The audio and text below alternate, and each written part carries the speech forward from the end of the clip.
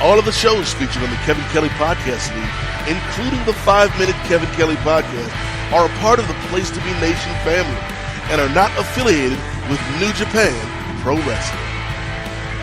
For over 20 years, Kevin Kelly has been on the front lines of professional wrestling all over the globe.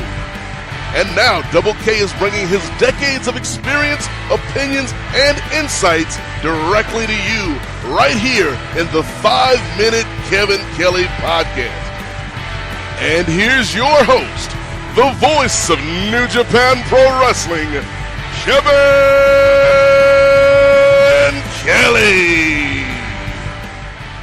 This is the latest edition of the 5-Minute Kevin Kelly Podcast, powered by the Kevin Kelly Podcast League. And this report is brought to you by PlacetoBeNation.com, the only place to be for your pop culture world. We want to thank you fans for joining us once again. And we've got a lot of good stuff coming up in the next few days to come. We're on the New Beginning Tour here in New Japan Pro Wrestling. And I begin today with a musical question asked by The Clash so many years ago. Should I stay or should I go? And that is a question that professional wrestlers have asked themselves for years. Back in the territory days, the good old days, some would say, of professional wrestling, there was a lot more talent movement. Wrestlers would go from territory to territory as a way to freshen things up, as a way to face new competition, as a way to have a new opportunity to improve their financial standing, whatever it is that they wanted to do. Some wrestlers would change territories because they wanted to get out of the cold weather. Whatever the motivation was, talent moving between territories was commonplace back in the day. But in the recent era, it has become a lot more of a unique situation. And it's a situation that now is being faced by Kushida, who, of course, competed in his last New Japan Pro Wrestling match by the time you listen to this podcast. And it was a very emotional scene at Korakuen with he and Hiroshi Tanahashi in the main event.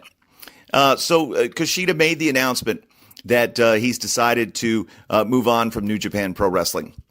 He's always had a bit of a nomadic heart, if you will. Kushida did not come up through the New Japan Dojo system. Many wrestlers who have come through the New Japan Dojo system seemingly stay in the company for their entire career and then beyond.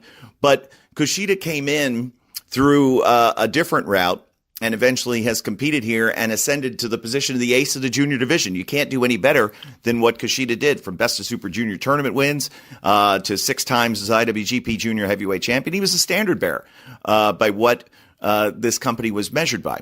And his nomadic heart, I believe, has led him to make this decision. He's competed all over the world. In fact, the first time I ever saw Kushida, it was on a Border City wrestling event up in Canada so many years ago. He's competed in Mexico. He's competed in the U.S. and Europe, all over the world. And I think that's what Kushida really wants to do in this next phase of his career.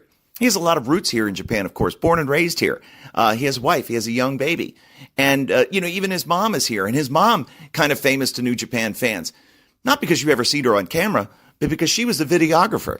You remember Kushida's entrance video for that used to play? They modified it now.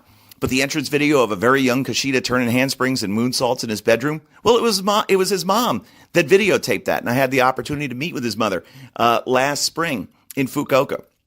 He's a very close relationship with his mom and with his family. So I'm sure by Kushida deciding to do this, there were a lot of factors that weighed on this decision. But I know no matter what he's going to do, Kushida is going to be very successful. Will he be gone from New Japan Pro Wrestling forever? I sincerely doubt it. I think he will be back and competing. And I have a feeling that we will see him down the road in New Japan Pro Wrestling. But best of luck to Kushida. You're a great man, my friend. We're going to miss you. I'll tell you a funny quick story about Kushida. He was training guys in the LA dojo. And wrestlers were doing the same mistake several times.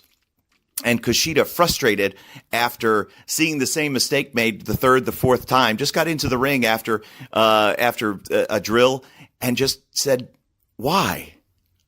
Why?" And the wrestlers had no answer. And so that is a running joke now between he and I. We'll look at each other. Instead of saying hello, we'll just look at each other and go, "Why?" So, he's going to be a great trainer. He's still a great competitor, and Kushida is a great man.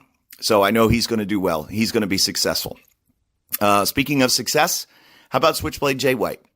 He is on the cusp of perhaps becoming the IWGP Heavyweight Champion. He has a title match coming up with Hiroshi Tanahashi at the end of the New Beginning Tour, and you will hear exclusively from Switchblade Jay White in an upcoming episode of the 5-Minute Kevin Kelly podcast. We want to remind you to head over to our forum at bigelow34.proboards.com. And the folks at Place to Be Nation, they've continued to roll out the results of the greatest WWE Tag Team Ever project. You could share your opinions and thoughts as you read through the list. I know my number one team of all time in the WWE, the Hardys, trendsetters, and they set the pace for teams even to this day.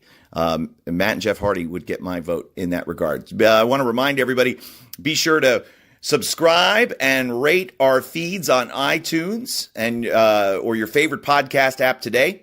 The Kevin Kelly Podcast League, Place to Be Nation Wrestling, and Place to Be Nation Pop. Of course, you can always follow me on Twitter at Real Kevin Kelly, and join us on Facebook as well, facebook.com/KK Podcast League. That's going to do it for this edition of the 5-Minute Kevin Kelly Podcast, powered by the Kevin Kelly Podcast League, and we'll see you tomorrow, everybody.